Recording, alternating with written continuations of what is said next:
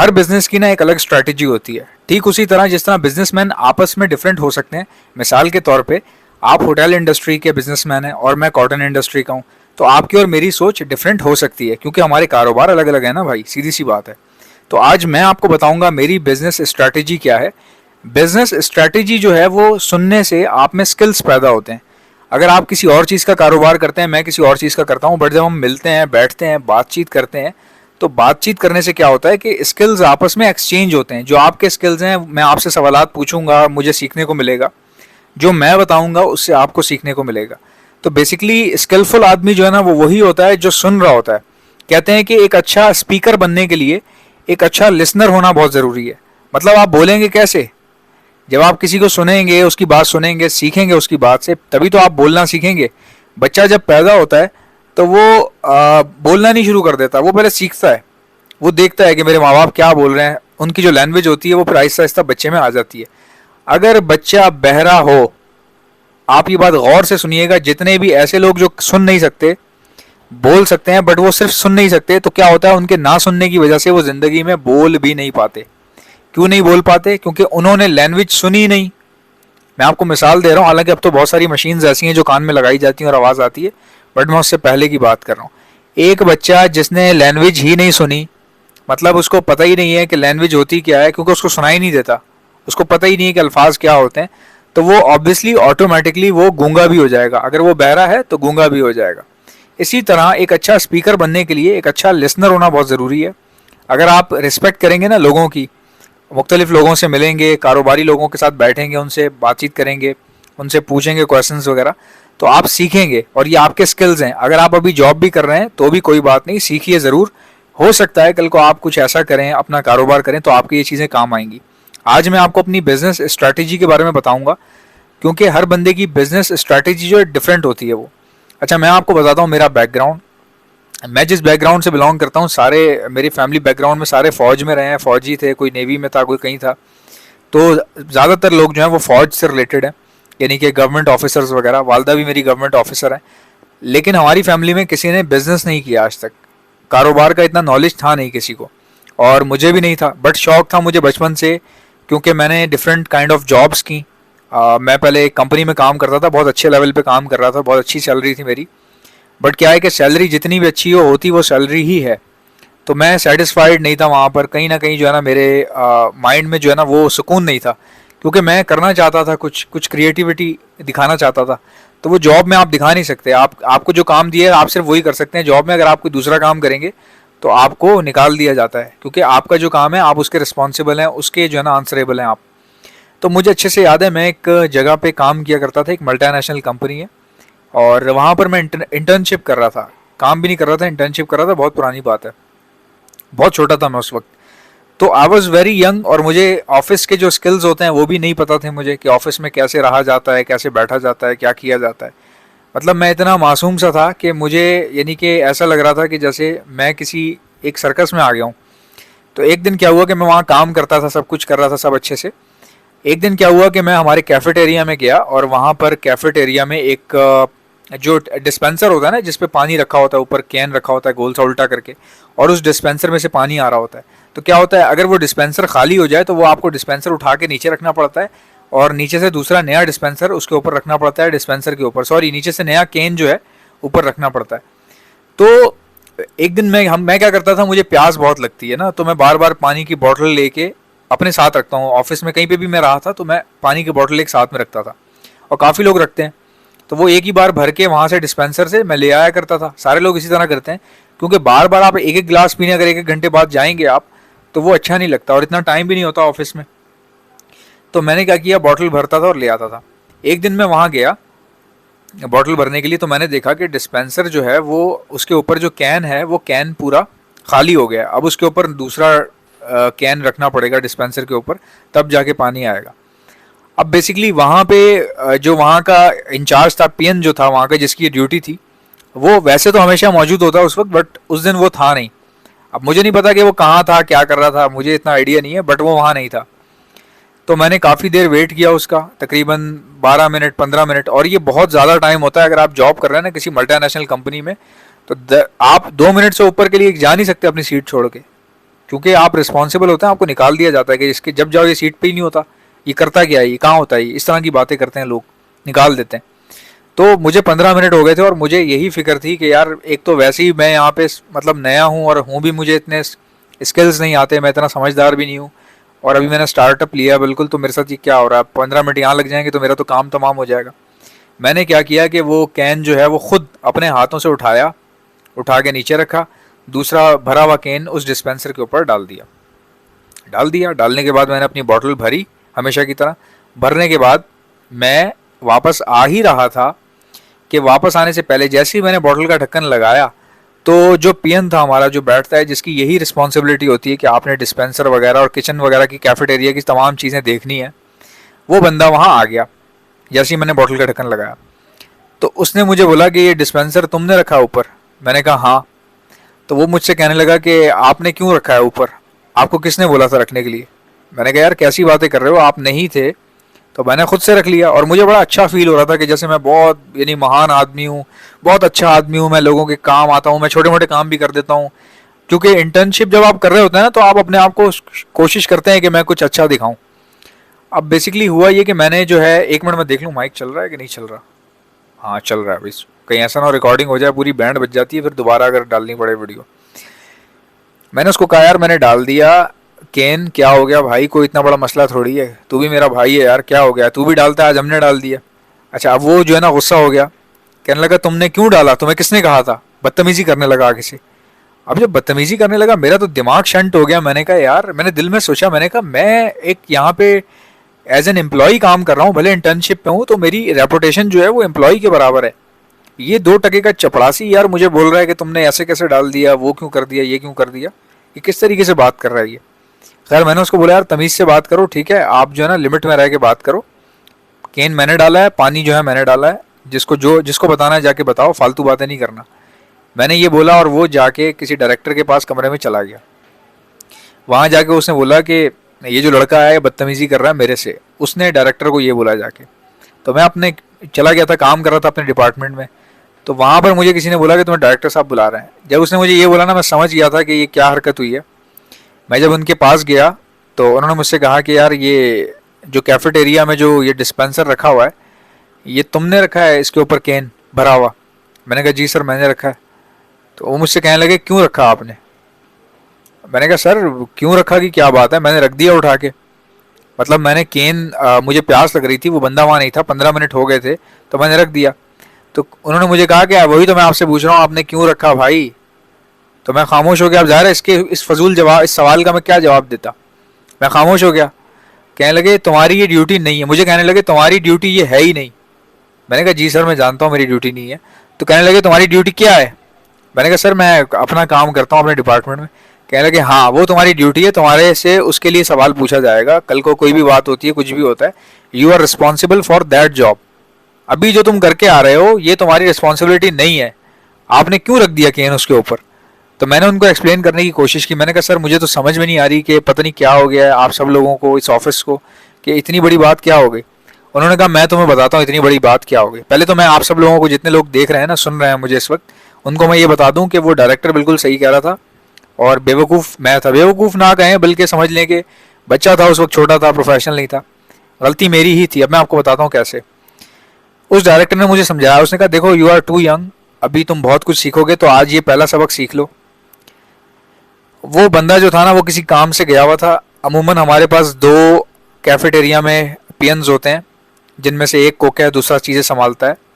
आज जो है वो कुक नहीं आया, या कोई एक उसमें से नहीं आया, मुझे नहीं पता कौन किसकी बात कर रहे थे वो, कोई एक उसमें से नहीं आया, तो दूसरा बंदा सारी चीज़ें देख रहा है।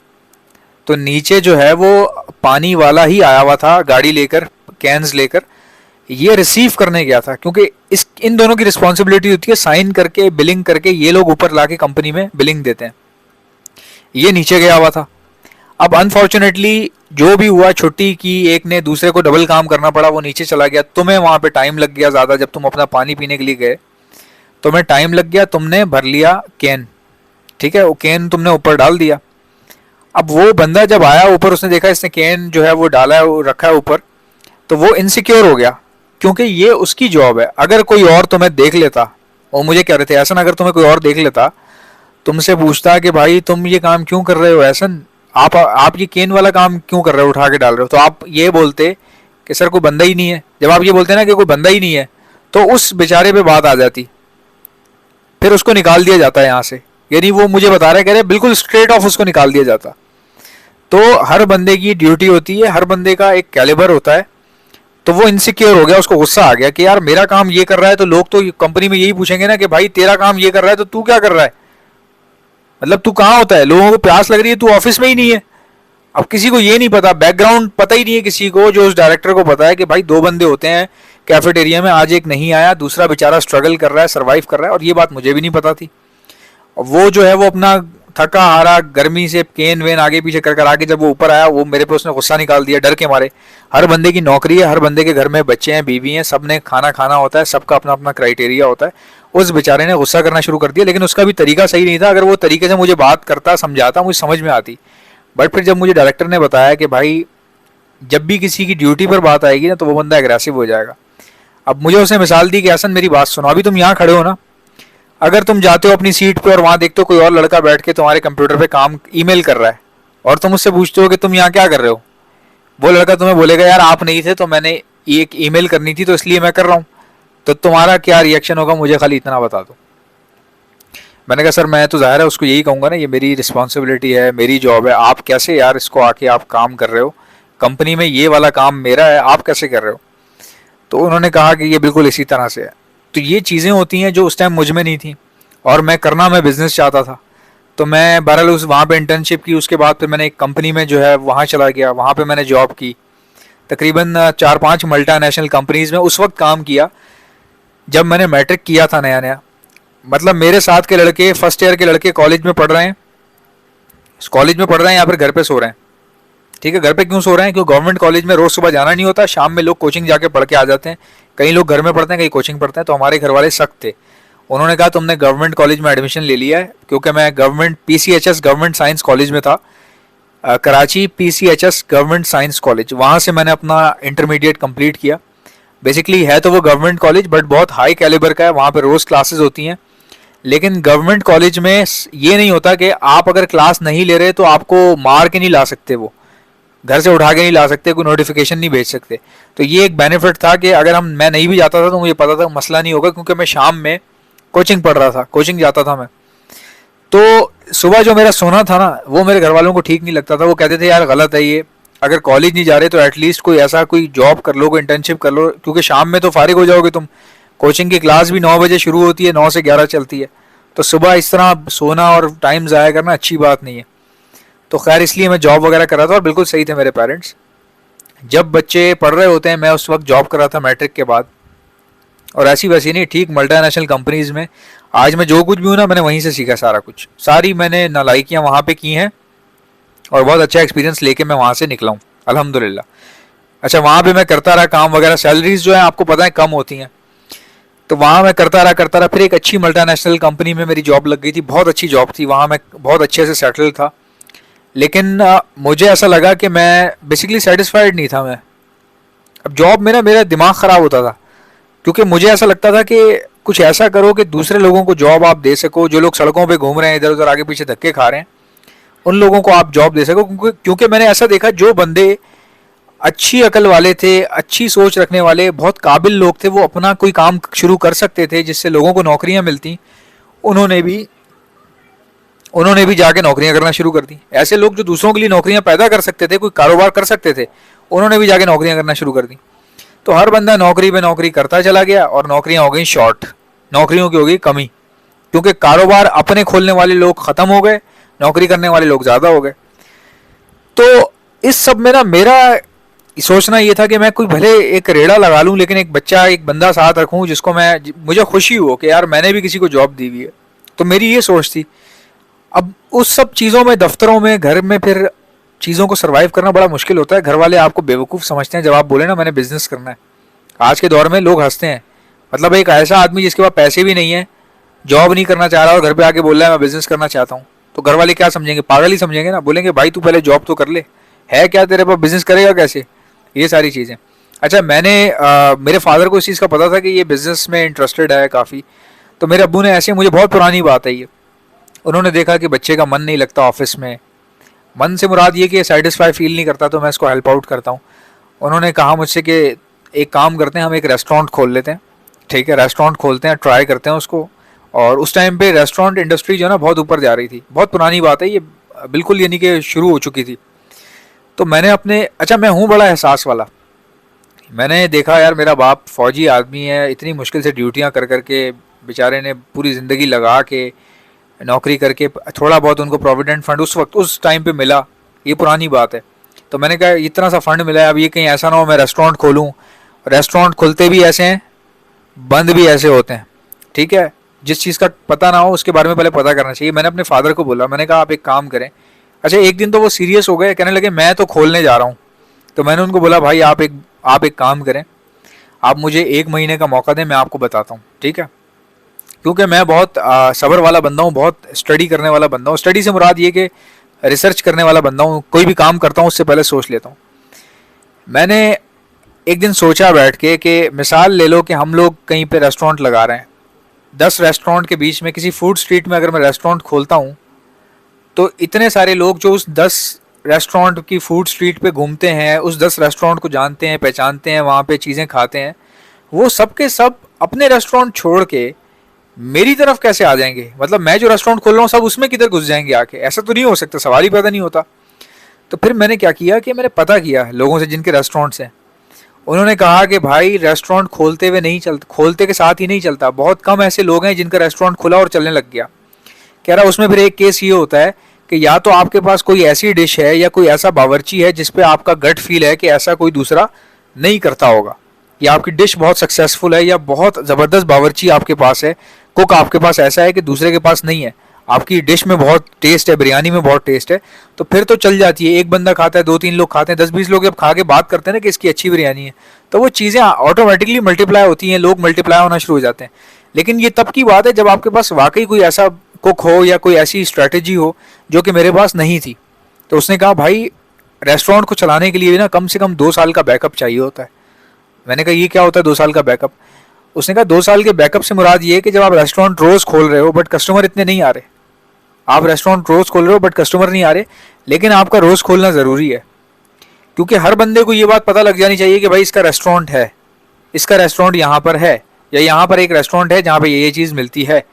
तो ये बात मशहूर होने में, लोगों को अंडरस्टैंड करने में, कस्टमर के जमा होने में 1-2 साल लग जाता है।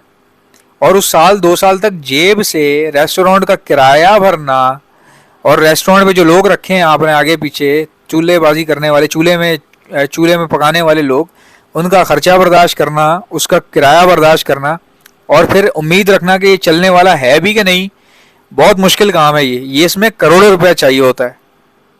उसने कहा कि तुम तो दुकान भी नहीं डाल सकते बेटा, 65,000 रुपये किराया दुकान का महीने का, 6 साल का एडवांस डिपॉजिट जमा करवाना पड़ता है एडवांस में, उसके बाद भी पता नहीं होता कि दुकान चलेगी कि नहीं चलेगी। हालांकि चलती हर चीज़ है, बंद कुछ भी नहीं होता, लेकिन मकसद ये है कि क्या बर्दाश्त कर पाओगे 2 साल तक? जेब से किराया दे पाओगे कि चलो बस कस्टमर आना शुरू हो जाए, बस 2 साल इंतज़ार कर लो ताकि कस्टमर बन जाए? तो यहाँ पे जो है ना, मैंने अपने फादर को समझाया कि वो काम करें जिसमें पैसा ना लगे, या तो पैसा लगे ना, या लगे तो बहुत कम लगे। जब मैंने उनको ये सारी बातें समझाई, वो समझ गए, उनको समझ में आ गई कि भाई ये तो बड़ा ख़तरनाक मामला है जिस तरीके से ये बता रहा है। और मेरे अब्बू के पास इतने पैसे थे भी नहीं भाई, इतने कम पैसे थे। वो अव्वल तो उसमें रेस्टोरेंट खुलता ही नहीं पहली बात तो ये कि उसमें रेस्टोरेंट खुलता ही नहीं। बट बहरहाल मैंने उनको समझाया। जब मेरा चैनल चला, जब मैंने बर्ड्स का चैनल चलाया, तो मैंने अपने जो है ना, मेरी मदर ने मुझे कहा कि भाई चैनल जो है ना वो आज चल रहे हैं यूट्यूब, कल को अल्लाह ना करे यूट्यूब अगर बैन हो जाता है पाकिस्तान में, आपको पता है टिकटॉक बैन हो जाता है, कभी पबजी बैन हो जाता है, कभी यूट्यूब बैन हो जाता है। तो मेरी वालदा ने कहा कि भाई आप जो है ना इस पर डिपेंडेंट मत रहो, कोई ऐसा काम भी करो जो उसके साथ चलता रहे आपका, कोई जॉब कर लो या कुछ। उनका बेसिकली जोर था जॉब माओ का जोर जो है ना वो हमेशा जॉब की तरफ होता है, बस करता रहे बच्चा, बस पैसे आते रहे, सिक्योर हो जाए, सुबह आ जाए, कोई टेंशन नहीं, कोई मसला नहीं। तो जो माएँ होती हैं ना वो बच्चों के लिए सोचती हैं, बट वो जॉब के ऊपर ही ज़्यादा कोशिश करती हैं कि बच्चा जॉब करे। तो मैंने क्या किया कि मैंने बिजनेस स्टार्ट कर दिया बर्ड्स की मेडिसिन का। क्यों किया अब मैं आपको बताता हूँ। मेरा पेट का चैनल, बर्ड्स का चैनल ऑलरेडी चल रहा था, तो बहुत अच्छा चलने लग गया। लोग मुझ पे बहुत ट्रस्ट करते हैं और मुझे बहुत अच्छा लगता है, और मैं इस ट्रस्ट को हमेशा मेंटेन रखता हूँ और रखने की कोशिश करता हूँ। चैलेंज नहीं करना चाहिए, अल्लाह ताला को कोई बात भी बुरी लग सकती है, बट मैं हमेशा कोशिश करता हूँ कि मेरा, एक मिनट ज़रा माइक चेक कर लें, चल रहा है कि नहीं चल रहा? हाँ भाई चल रहा है, चल रहा है। तो मैं हमेशा जो है ना वो कोशिश करता हूँ कि भाई ट्रस्ट जो है ना वो हमेशा कायम रहे, डेवलप रहे, बना रहे, क्योंकि कारोबार होता है ट्रस्ट से। अच्छा, अब मैं आपको बताता हूँ बड़े मज़े की बात कि कारोबार कैसे होता है। कारोबार होता है ट्रस्ट से। ट्रस्ट कैसे होता है मैं आपको बताता हूँ। लोग देखें, बाइक खरीद रहे हैं, ठीक है, जिन लोगों के पास भी, आप में से बहुत सारे लोग ऐसे हैं जिनके पास बाइक्स होंगी, लेकिन जिन जिनके भी पास भी बाइक्स हैं वो सोच रहे होंगे गाड़ी लेने का, उनका ख्याल होगा या उनका इरादा होगा गाड़ी लेने का, या उनका टारगेट होगा कि यार हम भी गाड़ी ले लें। क्यों? आपके पास बाइक है, चलती है, तो फिर गाड़ी क्यों? अब यहाँ पे बात आती है भरोसे की। इंसान को ऐसा लगता है कि बाइक जो है वो खतरनाक सवारी है, मैं अपनी बीवी को पीछे बिठा के बैठता हूँ अगर, या बच्चों को पीछे बिठा के बैठता हूँ, तो चलो मुझे तो, मेरा अल्लाह ना करे, मेरा तो एक्सीडेंट होगा ही होगा, साथ पीछे जो मेरे बैठा है उसका भी हो जाएगा। तो हमें ऐसा लगता है कि गाड़ी हमें बचा लेती है एक्सीडेंट से, हमें ऐसा लगता है, हालांकि बचा वो भी नहीं पाती। मरना, मौत जहाँ लिखी है ना वो बाथरूम में भी आ जाती है मौत, ठीक है ना। आप कहीं खड़े हैं, आपने कमरा गेट बंद कर दिया, मौत खिड़की से आ गई, तो मौत तो कहीं से भी आ जाती है। लेकिन क्या है कि इंसान जो है ना वो भरोसा कर रहा होता है कि गाड़ी में शायद कंफर्टेबल है, या गाड़ी जो है वो भरोसे लायक है, क्योंकि मोटरसाइकिल तो कभी भी गिर जाएगी, कोई ऊपर चढ़ जाएगा पीछे से आके, तो गाड़ी ठीक है। तो यहाँ पे क्या है, भरोसे का कारोबार है। अब आपको गाड़ी चाहिए क्यों? क्योंकि वो आपका भरोसा है उसके ऊपर। अब आप मुझे बताएं, जब मैंने बर्ड्स की मेडिसिन का काम स्टार्ट किया तो मैं ये समझ गया था कि कोई भी चीज़ बिकती है भरोसे से, ठीक है। एडवर्टाइजमेंट से, मार्केटिंग से कोई भी चीज़ नहीं बिक सकती, क्योंकि कस्टमर का दूसरी बार आपके पास आना बहुत ज़रूरी होता है। पहली बार तो बहुत सारे लोग ले लेते हैं चीज़ आपसे, बट अगर आपकी चीज़ में दम नहीं है तो वो बंदा जो एक बार ले चुका है वो दोबारा नहीं लेगा आपसे। अगर आप चाहते हैं कोई बंदा आपसे बार बार चीज़ लेता रहे, तो उसके लिए आपकी चीज़ में दम होना चाहिए, आपकी डीलिंग में दम होना चाहिए, आपकी प्राइसिंग जो है वो ऐसी होनी चाहिए कि रीजनेबल हो, खरीदार को प्रॉब्लम ना हो, खरीदार को इजी टू बाय हो। यानी अगर खरीदार बहुत जल्दी परचेज करेगा तो आपका ही फायदा है इसमें, अगर आपने कीमत कम रखी हुई। अब मैं आपको बताता हूँ कैसे काम करती है चीज़, मेरी बिजनेस स्ट्रेटेजी क्या है। मैंने अपने फादर से कहा मेडिसिन जो है मैं डिस्ट्रीब्यूट करूंगा, क्योंकि मेरी कंपनी तो है नहीं जो मेडिसिन बनाती हो, मेडिसिन तो डिफरेंट कंपनी बनाती है। तो मैंने कहा कि मैं ऐसी कंपनी खोलूंगा जो मेडिसिन को डिस्ट्रीब्यूट करेगी, क्योंकि डिस्ट्रीब्यूशन ही वो चीज़ होती है जो कई कंपनियां तबाह हो जाती हैं। किस वजह से? प्रोडक्ट बहुत अच्छा था, कंपनी बहुत अच्छी थी, फाइनेंशियल सपोर्ट उनके पास था, बट क्या चीज़ खराब थी उनकी? डिस्ट्रीब्यूशन। उनको मैनेज नहीं कर सके कि कब किसको कितना माल भेजना है, कहाँ पे भेजना है, किसको एडवांस में भेजना है, किसको प्री एडवांस भेजना है, किसकी प्री बुकिंग चल रही है, कौन सा ऐसा बंदा है जिसने पैसे रिटर्न नहीं किए पहले वाले माल के, तो उसका माल रोकना है, अभी उसको देना नहीं है क्योंकि वो पैसे ही नहीं दे रहा। तो कई कंपनियां इस डिस्ट्रीब्यूशन की वजह से तबाह हो जाती हैं, मर जाती हैं, बर्बाद हो जाती हैं, खत्म हो जाती हैं, बड़ी बड़ी कंपनियां खत्म हो जाती हैं। तो मुझे ये बात पता थी कि सप्लायर और डिस्ट्रीब्यूटर, इसकी बहुत अहमियत होती है। दुकान दुकान जाना, लोगों लोगों तक जाना, उन तक पहुंचना, पता करना कि इस मेडिसिन के कितने लोग इस्तेमाल करने वाले कहाँ कहाँ पाए जाते हैं। ये चीज़ें कंपनियों के बस की बात नहीं होती। कंपनी खाली मैन्युफैक्चर करती है, चीज़ बनाती है, मार्केट में रिलीज कर देती है। अब रिलीज होने के बाद वो प्रोडक्ट कहाँ जा रहा है, किसके पास जा रहा है, कैसे हो रहा है, डिस्ट्रीब्यूट कहाँ हो रहा है, उनको इससे कोई लेना देना नहीं होता। और यही वो वजह है कि कई कंपनियां तबाह हो जाती हैं इस बात की वजह से, क्योंकि वो अपने बेसिकली इस चक्कर में होती है कि हमारा प्रोडक्ट बहुत अच्छा है। प्रोडक्ट तो बहुत अच्छा है बट लोगों तक नहीं पहुंच रहा ना मेरी जान, उस तरह से नहीं पहुंच रहा है जिस तरह पहुंचना चाहिए। अब किसी एक दुकान वाले के पास अगर आप माल रखवा के समझ रहे हैं कि बहुत बड़ा तीर मार दिया, ये तो लोग खरीदेंगे आके, सवाल ही पैदा नहीं होता। तो ये वो स्ट्रैटेजी थी जो मैंने इस्तेमाल की, क्योंकि मेडिसिन बनाने वाली कंपनी थी, मैंने उनकी मेडिसिन ली।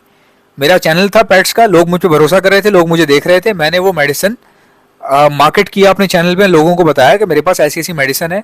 और literally to be very honest मैं आपको बताता हूँ एक बात, जब मैंने काम शुरू किया था ना, मुझे नहीं पता था ये मेडिसिन क्या है, कितनी इफेक्टिव है, जो कि मेरी गलती थी, जो कि ऐसा होना नहीं चाहिए था। मुझे पता होनी चाहिए थी कि एक चीज़, लेकिन चूंकि उस वक्त मैंने नया नया स्टार्ट किया था, तो मुझे बहुत सारी बातों का नहीं पता था, कौन सी मेडिसिन क्या क्या नहीं। बस जस्ट मैंने मेडिसिन ली और वो मार्केट की अपने चैनल के ऊपर। ये पुरानी बात है, शुरू जब किया तब की बात है। तो मार्केट करना मैंने शुरू किया। अब ये कह लें कि अल्लाह का इतना करम था, या उससे पहले मेरे हालात इतने बुरे थे ना कि उससे ज़्यादा बुरा कुछ हो नहीं सकता था मेरे साथ। तो कहते हैं कि जिसके साथ बहुत ज़्यादा बुरा हो रहा हो ना हर चीज़ में, तो आप समझ जाए कि वो कि बहुत बेहतरी की तरफ है, उसके साथ कुछ अच्छा होने वाला है। और जो लोग अभी बहुत ऊपर हैं, टॉप पे हैं, तो उससे ऊपर तो वो कितना ऊपर निकलेंगे, आसमान फाड़ के तो निकल नहीं सकते। तो जो सबसे ज़्यादा टॉप पर होता है ना, उसके उतने चांसेस होते हैं नीचे आने के। और जो सबसे नीचे फ्लोर पे सो रहा होता है, उसके बहुत चांसेस होते हैं ऊपर आने के। तो मैं भी सोते हुए समझिए एकदम अचानक ऊपर आ गया। मैंने क्या किया, वो प्रोडक्ट मार्केट सही से किया, मेरी मार्केट स्ट्रैटेजी बिल्कुल अच्छी थी। और दूसरा ये कि मेरा चीज़ों को एक्सप्लेन करने का तरीका बहुत डिफरेंट था, लोगों को अट्रैक्टिव लगा। लोगों ने थोड़ा थोड़ा लिया मुझसे, छोटा छोटा प्रोडक्ट लिया मेरे से ट्राई करने के लिए। उन्होंने वो ट्राई किया, उनको पसंद आ गया, उनको पसंद आ गया। जब उनको पसंद आ गया, और ये अल्लाह का एहसान है भाई, इज्जत देने वाली अल्लाह की ज़ात है, मुझे तो पता ही नहीं था मैं क्या करने लगा हूँ, क्या कर रहा हूँ। मैंने वो प्रोडक्ट जो है वो लोगों को सप्लाई किया, लोगों को पसंद आया, रिपीटेड ऑर्डर्स आने लग गए। रिपीटेड के बाद सेकंड टाइम आए, थर्ड टाइम, फोर्थ, यानी कि इतने ज़्यादा ऑर्डर आने लग गए कि फिर मैं ये समझ गया था कि यार एक बंदा जब इतनी मेडिसिन ले रहा है तो इसका मतलब है ये काम कर रही है। उसमें सबसे जो मेरा सबसे ज़्यादा बिकने वाले जो मेरी मेडिसिन है वो है मेरी मल्टी वाइटामिन। मल्टी वाइटामिन मेरी बहुत ज़्यादा बिकती है। उसके बाद जो है वो लाइट एंटीबायोटिक, एंटीबायोटिक्स बहुत ज़्यादा बिक जाती है मेरी। और विटामिन डी, ये तीन आइटम ऐसे हैं बहुत ज़्यादा बिकते हैं, बहुत ज़्यादा चलते हैं। और यही वो आइटम है जो मैं खुद भी इस्तेमाल कर रहा हूँ। अच्छा, जब मैं ये काम शुरू करने जा रहा था तो मेरे फादर ने कहा यार कि माल ले ले, बहुत ज़्यादा ले ले, माल ट्रक का ट्रक ले ले। अब उनको चूंकि पता नहीं है, जाहिर सी बात है, इन चीज़ों का आइडिया नहीं है उनको। तो मैंने कहा नहीं, हम ये काम नहीं करेंगे क्योंकि मेरे पास इतने पैसे नहीं है। उन्होंने कहा मैं देता हूँ। तो मैंने कहा आप ना दें, मेरे पास इतने पैसे नहीं है, हम पहले क्या करेंगे, एक एक डब्बा सबका खरीदेंगे। तो मेरे ख्याल से मैं 10-12 डब्बे लेकर आया था, 10-12 डब्बे लेकर आया था। और मैंने उसको मार्केट किया, मैंने लोगों को सप्लाई किया, उसके ऑर्डर आने लग गए, मैंने और ला के दिया। यानी कि बेसिकली जब ऑर्डर आता था तो ही मैं मेडिसिन लाता था, ठीक है, बैकअप पे नहीं थी मेरे पास उस वक्त। तो हुआ ये कि आज अल्हम्दुलिल्लाह अब तो मामला ही चेंज हो गया ना। अब तो आपका भाई माशाल्लाह से मतलब बहुत अच्छा अर्न कर रहा है बहुत अच्छे से चला रहा है चीज़ों को। अब मैं इस काबिल हो गया कि मैं माल उठा लेता हूँ, और जो कंपनीज हैं वो भी मुझे प्री ऑर्डर दे देती हैं। मेरे पास माल पहले आ जाता है, पेमेंट मैं भले बाद में करूं, जैसे मर्जी करूं। तो इतना अच्छा, यानी कि मेरी सेल्स इतनी ज़्यादा अच्छी हो गई हैं। किस वजह से? खाली मेरी बातों की वजह से नहीं, जो चीज़ मैं दे रहा हूँ वो चीज़ काम कर रही है। तो ये इसको कहते हैं कारोबार करना। कारोबार करने से मुराद ये कि कम से कम पैसा लगाएं, कम से कम पैसा लगाएं। हाँ, अगर आपको लगता है कि आपके लेवल, अब मिसाल के तौर पे जैसे रेस्टोरेंट इंडस्ट्री है, रेस्टोरेंट बिजनेस जो है वो बहुत अच्छा है, वो बहुत अच्छा है, मुझे बहुत पसंद है। बट मैं ये समझ गया हूँ कि मेरी औकात नहीं है उसको स्टार्ट करने की, मेरा कैलिबर नहीं है ना। वो बिजनेस जो है वो थोड़ा सा ऊपर के कैलिबर का है। तो ऐसा बंदा जो सक्सेसफुल हो चुका हो या ऑलरेडी मल्टीपल बिजनेस से अर्निंग आ रही हो, वो इन्वेस्ट कर सकता है उसमें। बट मेरी अभी फिल वक्त ये कंडीशन नहीं है कि मैं किसी बड़ी रेस्टोरेंट में या किसी कंपनी में इन्वेस्ट करूं, तो मैंने नहीं किया वहाँ पे। अल्हम्दुलिल्लाह आज बहुत अच्छा चल रहा है सब कुछ। और आगे जाके मैं बहुत सारी चीज़ें रिवील करूंगा कि मैं कहाँ कहाँ इन्वेस्ट करने जा रहा हूँ मज़ीद, और क्या मेरी प्रोग्रेस चल रही है। मुझसे बहुत बड़े बड़े लोग इस दुनिया में मौजूद होंगे। बात सिर्फ इतनी सी है कि अगर मुझे दो चीज़ें भी पता है ना, तो आपको बतानी है, मुझे आपको बतानी है। मुझे बहुत शौक है बताने का। आई होप कि मेरी वीडियो आपको अच्छी लगी होगी। अगर आपको अच्छी लगती है तो लाइक कर दिया करें, और अगर आप मेरे चैनल पर नए हैं तो चैनल को सब्सक्राइब कर लीजिएगा। आपसे मुलाकात होगी इंशाल्लाह नेक्स्ट वीडियो में। तब तक के लिए अल्लाह हाफिज़।